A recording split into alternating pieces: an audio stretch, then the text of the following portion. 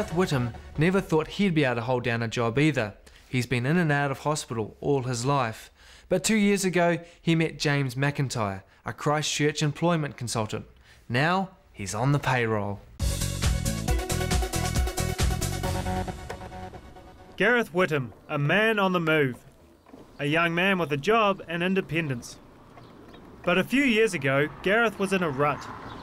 He had no enthusiasm to get up, just lazed about and watched telly and just did nothing. I was a bum.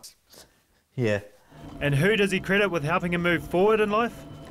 James McIntyre. Kia ora, welcome to Workbridge. Here's the fun of James McIntyre. A man who gets a buzz out of helping people into jobs.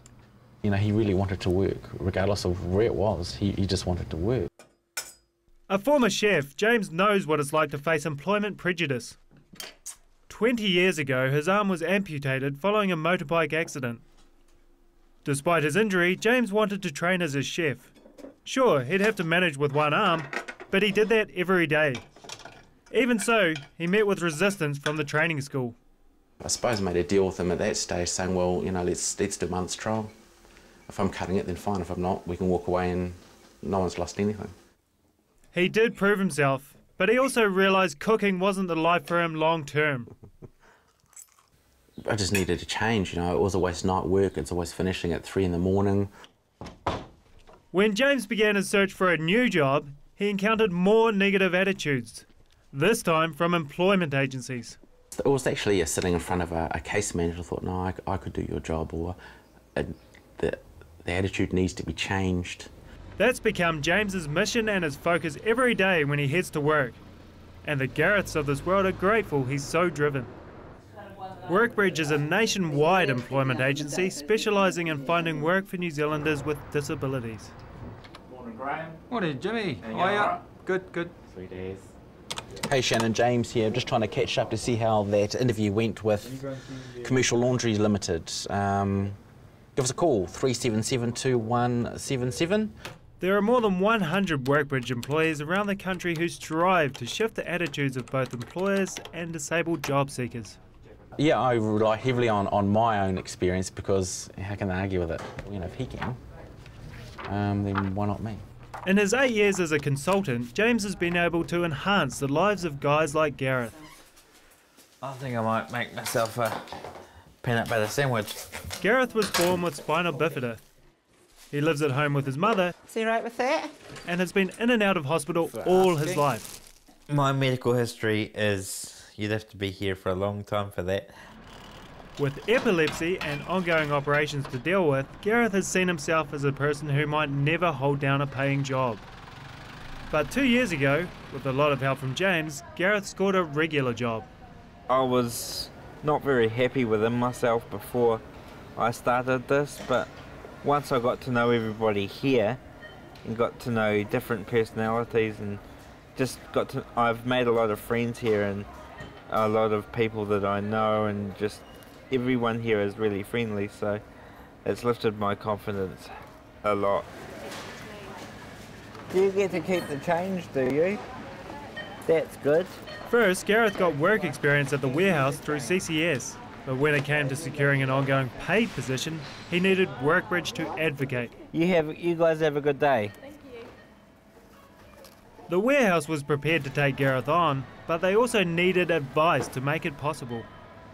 It was just really starting to negotiate with the warehouse as to what job he can do, what they'd offer him, what they needed, what we needed, and end of the day what Gareth needed to be able to do it. The biggest problem was the height of the checkout counters. Gareth was too low in his chair to reach them. Any person who's employed by the warehouse has to multitask and be able to do checkout as well as maybe fill or something like that. So it's kind of, I thought, right, how are we going to get Gareth into a checkout? James decided to get one custom made. How are you today? Hello, doing good, thanks. The warehouse gave us a few parameters to work within, and that was anything that Gareth used in the warehouse and for his checkout operations. Any other staff member also had to be able to use it when he wasn't there. So he contacted ErgoStyle, specialists in designing work furniture. His physical size is a bit smaller than a full-size adult. He's got issues with his dexterity with his fingers, and I guess his reach envelope from the fact that he's the position in the chair. It took the best part of a year to get the special checkout designed and built. The height is adjustable so it can become a regular size checkout when Gareth isn't there. How's the height? Height's perfect. Is it still going okay? It is. Move the This high-tech workstation cost $10,000. The standard government grant wasn't enough. Determined to secure the job, James went out and applied for funding through Rotary to make it happen. Cool. How's that bag rack? Because you were getting sore arm or sore shoulder, weren't you? And reaching over? Getting used to it. I'm moving myself about, so I don't have to lean too far. No. G'day, Ruth.